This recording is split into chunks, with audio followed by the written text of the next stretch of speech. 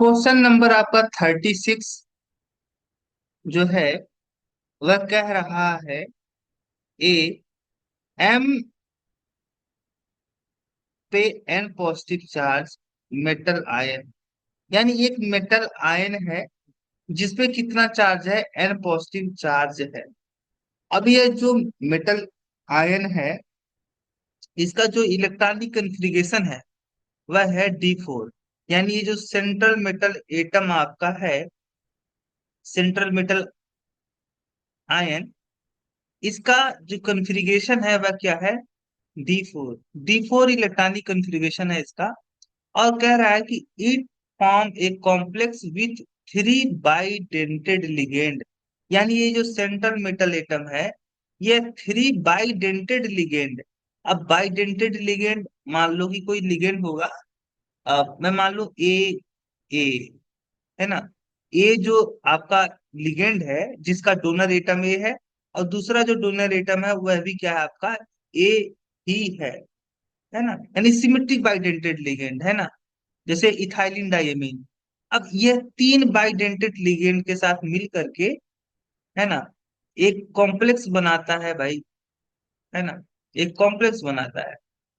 अभी जो कॉम्प्लेक्स है कह रहा है कि if delta O is greater than P then answer the following.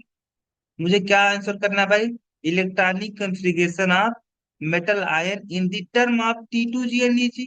अच्छा एक बात बताओ कि अगर आपका ये जो कॉम्प्लेक्स है इस कॉम्प्लेक्स के लिए डेल्टा O की वैल्यू ज्यादा है और पेयरिंग एनर्जी की वैल्यू क्या है, कम है। अगर पेयरिंग एनर्जी की वैल्यू कम है, पेयरिंग एनर्जी की वैल्यू अगर कम है, तो ऐसे केस में क्या होगा, पेयरिंग एनर्जी कम होने पे जो आपका कॉम्प्लेक्स होगा वह कॉम्प्लेक्स कैसा होगा, लो स्पिन कॉम्प्लेक्स। लो स्पिन कॉम्प्लेक्स का मतलब आपका पेयरिंग अकर्स, पेयरिंग हो जाएगा। और अगर पेयरिंग होता है, अगर पेयरिंग होता है आपका, तो कैसा कॉम्प्लेक्स बनेगा, लो स्पिन कॉम्प्लेक्स। और जब लो स्पिन कॉम्प्लेक्स बनेगा तो ऐसे केस में क्या होने वाला है भाई, अगर आपका लो स्पिन कॉम्प्लेक्स बनेगा तो यहाँ पे आप जानते हो, अगर इस आल फाइव डीजनरेट ऑर्बिटल को अगर मैं स्प्लिट करवा दूं इंटू T2G एंड Eg, ये T2G होगा और ये आपका Eg होगा। अब लो स्पिन कॉम्प्लेक्स का मतलब D4 था, तो D4 मतलब जो चारों के चारों इलेक्ट्रॉन होंगे वह कहाँ पे जाएंगे, आपके T2G में जाएंगे। और T2G में जाएंगे तो इसका जो इलेक्ट्रॉनिक कन्फिग्रेशन बनेगा वह क्या बनेगा, T2G4। और Eg में क्या कोई इलेक्ट्रॉन प्रेजेंट है, नहीं, तो Eg 0, है ना। ये तो आपका हो गया। तो कह रहा हाइब्रिडाइजेशन क्या होगा सेंट्रल मेटल एटम का। तो चूंकि अगर आप देखते हो ये क्या है आपका, ये आपका डी सबसेल है। डी सबसेल में कितने ऑर्बिटल, 5 ऑर्बिटल, एक दो तीन चार, है ना। ये कितने ऑर्बिटल, कितने इलेक्ट्रॉन हो गए भाई इसमें, इसमें आपके 4 इलेक्ट्रॉन फिलअप हो गए। क्योंकि कॉम्प्लेक्स कैसा है, कॉम्प्लेक्स आपका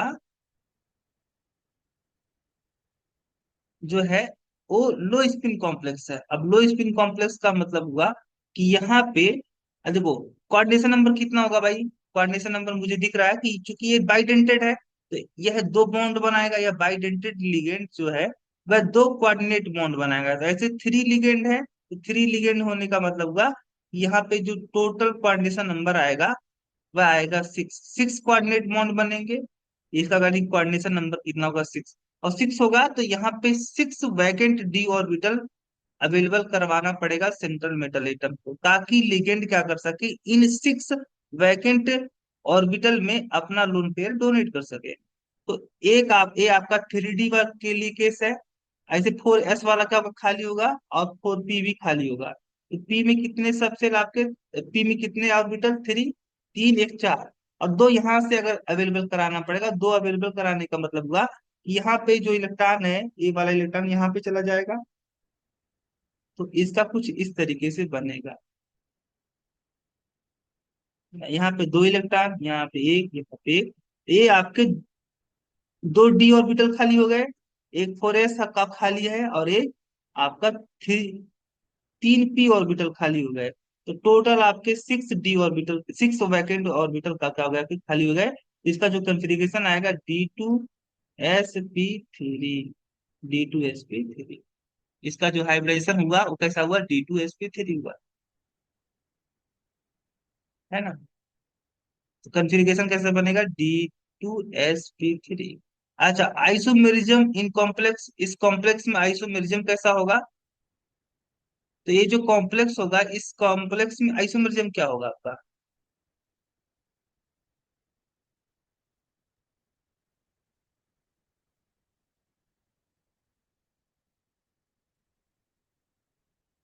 वो डिपेंड करता है। तो ये जो आइसोमेरिज्म यहाँ पे शो होगा ना, ये आपका आइसोमेरिज्म शो करेगा optical isomerism. Optical isomerism, optical isomerism show होगा इस कॉम्प्लेक्स द्वारा। जो कॉम्प्लेक्स बन रहा है, इस कॉम्प्लेक्स द्वारा ऑप्टिकल आइसोमेरिज्म शो। आपका अगला क्वेश्चन है क्वेश्चन नंबर 37। क्या है क्वेश्चन नंबर 37, अगर आप देखते हो, कह रहा find out the effective atomic number of the iron in इस कॉम्प्लेक्स। ये जो हेक्सा साइनाइडो फेरेट थर्ड आयन है, ये जो कॉम्प्लेक्स आयन है आपका, ये वाला FeCl6 का हो, FeCl6 पे 3 नेगेटिव चार्ज। इस कॉम्प्लेक्स आयन का मुझे क्या बताना है, इसमें जो सेंट्रल मेटल एटम है इसका मुझे इफेक्टिव एटॉमिक नंबर बता रहा है। तो इफेक्टिव एटॉमिक नंबर कैसे निकलेगा। तो इफेक्टिव एटॉमिक नंबर निकालने के लिए मुझे सेंट्रल मेटल एटम का एटॉमिक नंबर लिखना पड़ेगा, और इसमें हम प्लस माइनस करेंगे ऑक्सीडेशन स्टेट को लेकर के, और फिर आपका number of electron donated bye ligand, donated bye ligand, है ना। तो इफेक्टिव एटॉमिक नंबर क्या होगा भाई सर इसका। एटॉमिक नंबर कितना है आयरन का, तो 26। अच्छा, आयरन किस स्टेट में है, +3 ऑक्सीडेशन स्टेट में है। क्योंकि 3 इलेक्ट्रॉन यहाँ पे लॉस कर रहा है आयरन एटम, इसका मतलब -3 हो गया। और आपका कितने लिगेंड है, 6 लिगेंड है। और एक लिगेंड कितना लोन पेयर देगा, तो 1 लोन पेयर मतलब 2 इलेक्ट्रॉन देगा। इस तरीके से 23 + 12, और 23 × 12 कितना हो गया भाई आपका, 23 × 12 आपका 35 हो गया। यानी इसका जो इफेक्टिव एटॉमिक नंबर है वह 35 आने वाला है। फिर अगला कह रहा है क्वेश्चन नंबर 38 कि how many ion are present in the aqueous solution of complex this. कितने आयन प्रेजेंट होंगे किसके सोल्यूशन में, आपका ये जो सोल्यूशन है COCl3 × 4NH3। अच्छा, इसको अगर हम ऐसे अगर लिखें तो मेरा होगा CO कोबाल्ट NH3 का होल, 4 थे ना, 4 अमोनिया थे, होल 4, और Cl2, और कोऑर्डिनेशन स्पेयर के बाहर होगा आपका क्लोरीन, है ना। तो ये जो कॉम्प्लेक्स है आपका, ये वाला जो कॉम्प्लेक्स है, एक कॉम्प्लेक्स आपका कैसा कॉम्प्लेक्स है, एक कॉम्प्लेक्स है आपका। इस कॉम्प्लेक्स को जब हम वाटर में डिसॉल्व करेंगे तो ये कुछ इस तरीके से ब्रेक होगा। CONH3 का होल 4, Cl2, और यहाँ पे क्लोराइड, है ना। तो यहाँ पे टोटल कितने आयन मिले आपको, एक आयन ए और एक आयन ए, यानी total number of ion on dissolving in water we get is 2। क्या है, 2 इलेक्ट्रॉन क्या है आपके यहाँ पे, सॉरी 2 आयन आपको यहाँ पे मिलेंगे वाटर में डिसॉल्व करने पे, है ना। अगला है क्वेश्चन आपका, क्या है अगला क्वेश्चन भाई। अगला क्वेश्चन है शॉर्ट आंसर टाइप क्वेश्चन, अगर आप देखोगे तो इसमें पूछ रहा है कि 1:1 ratio, molar mixer of ferrous sulphate and ammonium sulphate give the test of iron ion but 1,4 molar ratio mixture of copper sulfate and ammonia does not give the test of copper ion by। तो कह रहा है कि ferrous sulphate, है ना, ferrous sulphate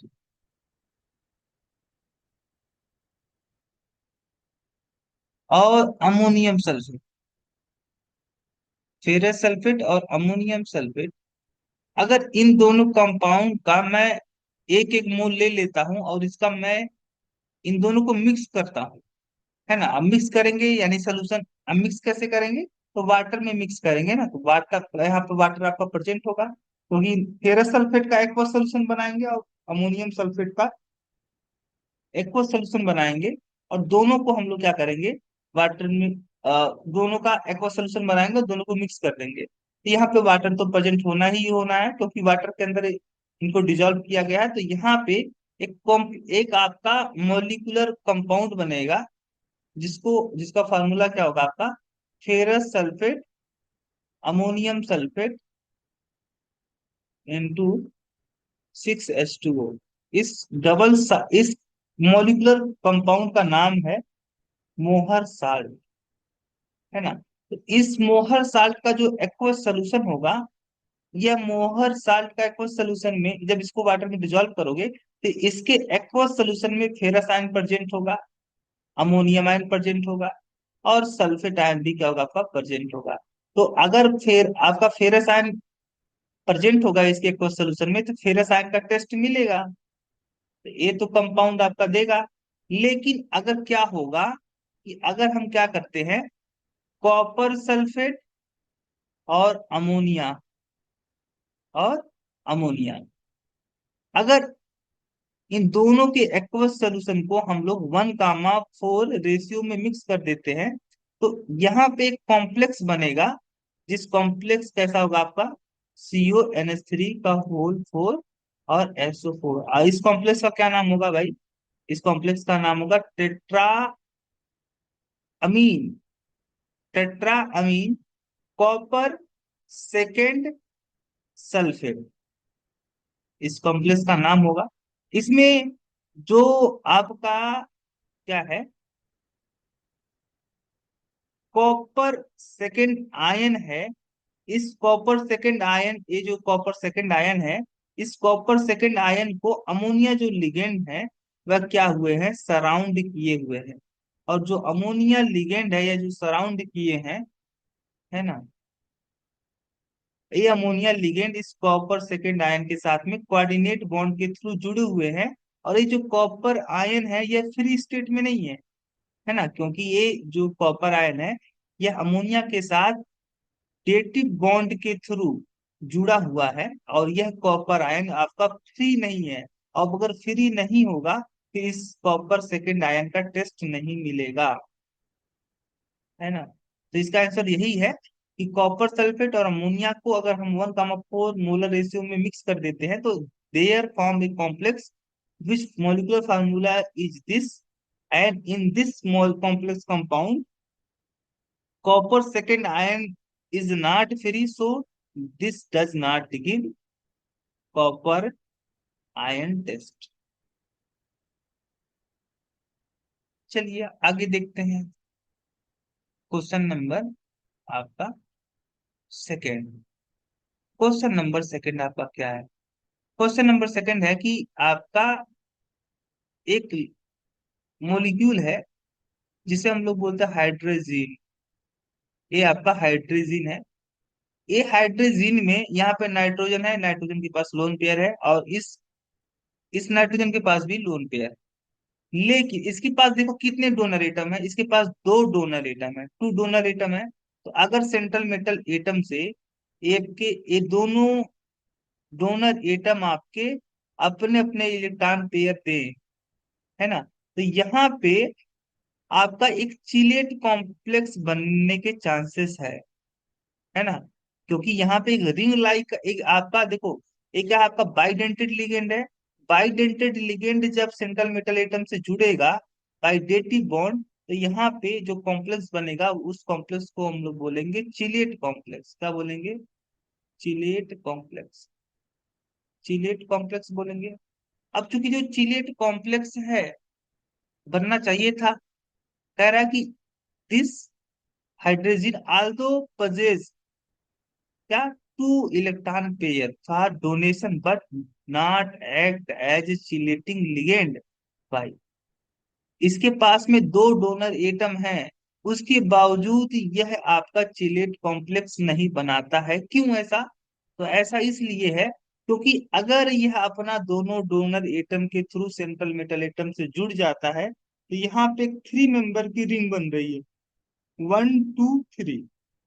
और ये जो थ्री मेंबर की रिंग है ये हाईली स्ट्रेन होगी। क्या होगी? इस रिंग में हाईली स्ट्रेन होगा, तनाव होगा। और तनाव होगा इस कारण से जो कॉम्प्लेक्स होगा वह अनस्टेबल होगा। और यह आपका क्या होगा? अनस्टेबल होने की वजह से एक आपका रिंग जो होगा टूट जाएगा। और रिंग टूट जाएगा तो यह आपका दोनों डोनर एटम एक साथ दोनों डोनर एटम आपका अपना लोन पेयर डोनेट नहीं करेंगे। और जब एक साथ दोनों दोनों नाइट्रोजन डोनर एटम अगर एक साथ अपना इलेक्ट्रॉन पेयर डोनेट नहीं करेंगे, ऐसे केस में क्या होगा कि आपका यहाँ पे साइक्लिक रिंग नहीं बनेगी। और साइक्लिक रिंग नहीं बनेगी, फिर यहाँ पे आपका ये जो कॉम्प्लेक्स है चिलेट कॉम्प्लेक्स, इसका फॉर्मेशन नहीं हो पाएगा, है ना।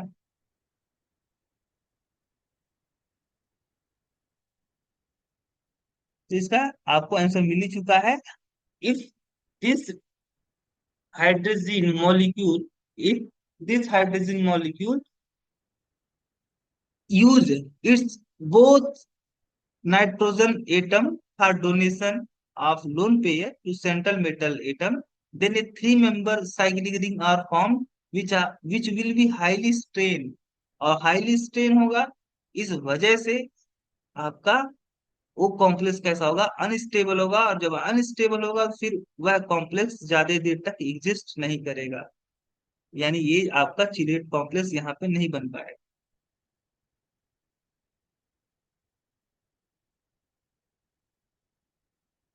क्वेश्चन नंबर 3 अगर आप देखोगे तो क्वेश्चन नंबर 3 क्या है?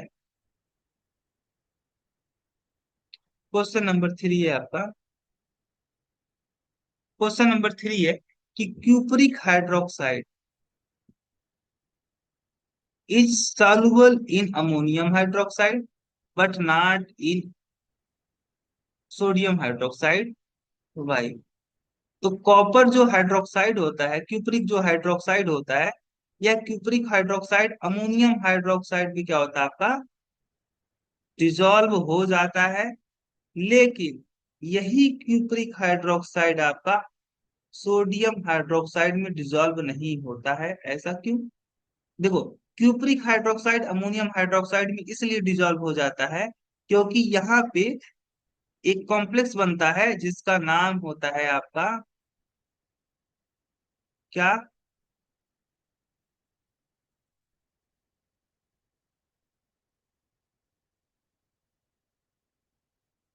यहाँ पे कॉम्प्लेक्स बनता है,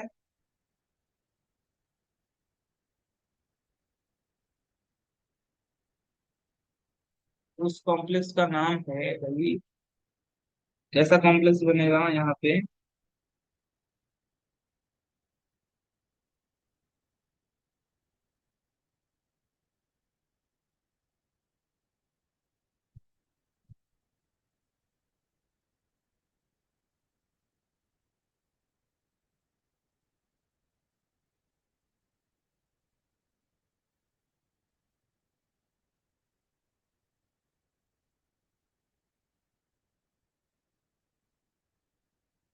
CuNH3,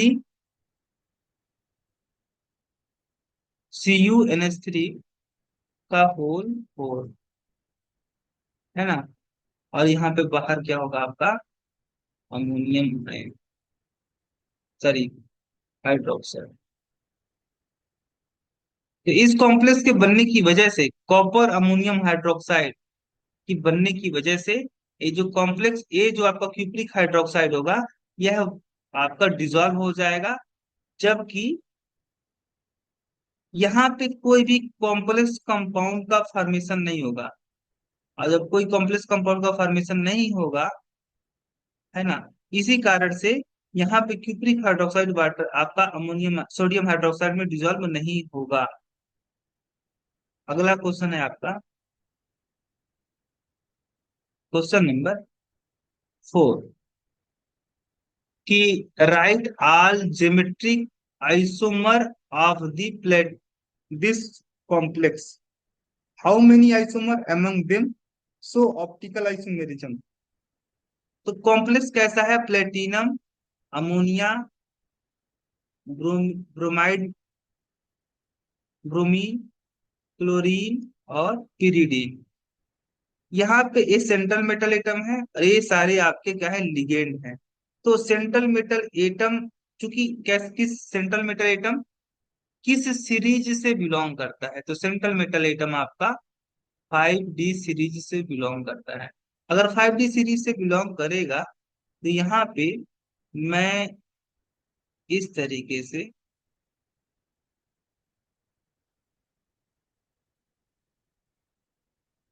लिख देता हूँ भाई, इस तरीके से।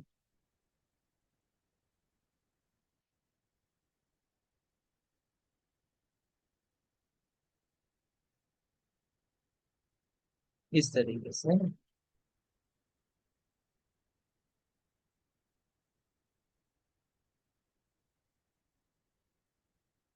तो चूंकि आपका सेंट्रल मेटल एटम किस सीरीज से बिलोंग करता है, 5D सीरीज से, और 5D सीरीज के जो एलिमेंट होते हैं वह कोऑर्डिनेशन नंबर 4 के साथ में हमेशा ही क्या देते हैं, स्क्वायर प्लेनर कॉम्प्लेक्स बनाते हैं, स्क्वायर प्लेनर कॉम्प्लेक्स बनाएंगे। और स्क्वायर प्लेनर जो कॉम्प्लेक्स होगा आपका वह इस तरीके से होगा।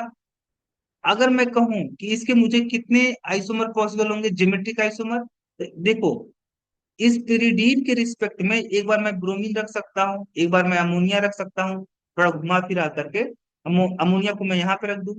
या ऐसा भी हो सकता है कि मैं क्लोरीन को यहाँ पे इसके अपोजिट रख दूं पिरिडीन के, तो यहाँ पे आपके 3 आइसोमर क्या होंगे, पॉसिबल होंगे, 3 ज्योमेट्रिक आइसोमर पॉसिबल होंगे। और चूंकि स्क्वायर प्लेनर कॉम्प्लेक्स कभी भी आपका ऑप्टिकल एक्टिव नहीं होता है ना। तो कोई भी इसके जितने भी आइसोमर बनेंगे ज्योमेट्रिक आइसोमर, सारे के सारे ज्योमेट्रिक आइसोमर आपके ऑप्टिकली इनएक्टिव होने वाले हैं। अगला क्वेश्चन है आपका, स्क्वायर प्लेनर मॉलिक्यूल MABCD सो 3 ज्योमेट्रिकल आइसोमर एक्सप्लेन। आपके यहाँ पे स्क्वायर प्लेनर मॉलिक्यूल, एक कोई स्क्वायर प्लेनर मॉलिक्यूल है MABCD।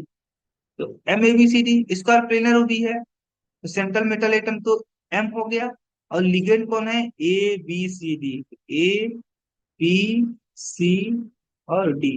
ए स्क्वायर प्लेनर आपका कॉम्प्लेक्स है, ए स्क्वायर प्लेनर कॉम्प्लेक्स है ना। कह रहा है सो 3 ज्योमेट्रिक आइसोमर, तो एक आइसोमर ये हो गया। दूसरा आपका होगा, मैं कहूं कि ए के अपोजिट में रख देता हूं बी को, बाकी जो था आपका, अगर मैं बी को रख देता हूं तो यहाँ पे आपका सी हो गया और यहाँ पे आपका डी हो गया। ऐसे ही एम, अब ए के अपोजिट में रख देता हूं, डी आ गया, ए के अपोजिट डी आ चुका है, ए के अपोजिट बी आ चुका है, तो ए के अपोजिट अब मैं यहाँ पे रख देता हूँ आपका कौन छूटा, सी। अब यहाँ पे मैं लिख लेता हूँ ए, सॉरी, बी, और यहाँ पे मैं रख देता हूँ डी। तो ये तीनों क्या है, ज्योमेट्रिकल आइसोमर है एक दूसरे के रिस्पेक्ट में, है ना। अगला क्वेश्चन है आपका क्वेश्चन नंबर 6। क्या बोल रहा है क्वेश्चन नंबर 6 भाई? क्वेश्चन नंबर 6 आपका इस तरीके से है कि how would you distinguish between the this and this by chemical test. आप इस कॉम्प्लेक्स को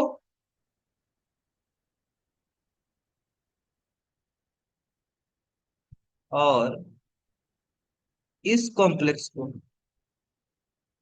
कैसे डिफरेंशिएट करोगे बाई केमिकल टेस्ट? ये जो कॉम्प्लेक्स होगा आपका भाई, इस कॉम्प्लेक्स के इस कॉम्प्लेक्स का एक्वस सोल्यूशन में अगर मैं सिल्वर नाइट्रेट क्या करता हूँ, ऐड करता हूँ, तो यहाँ पे एक वाइट प्रिसिपिटेट बनेगा सिल्वर ब्रोमाइड का। वाइट प्रिसिपिटेट है ना, वाइट प्रिसिपिटेट बनेगा सिल्वर ब्रोमाइड का। और इसके एक्वस सोल्यूशन में अगर मैं बेरियम क्लोराइड ऐड कर देता हूँ, तो यहाँ पे एक आपका क्या बनेगा, सॉरी, सिल्वर ब्रोमाइड जो होता है, सिल्वर ब्रोमाइड जो होता है वह येलो कलर का होता है भाई। तो ये व्हाइट कलर का नहीं, येलो कलर का प्रिसिपिटेट यहाँ पे मिलने वाला है। और बेरियम क्लोराइड को हम अगर ऐड कर देता हूँ दूसरे वाले कॉम्प्लेक्स कंपाउंड के एक्वस सोल्यूशन में, तो यहाँ पे बेरियम सल्फेट, एक बेरियम सल्फेट का एक प्रिसिपिटेट बनेगा जो कि व्हाइट होगा। कैसा होगा, व्हाइट होगा, व्हाइट प्रिसिपिटेट बनने वाला है यहाँ पे, है ना।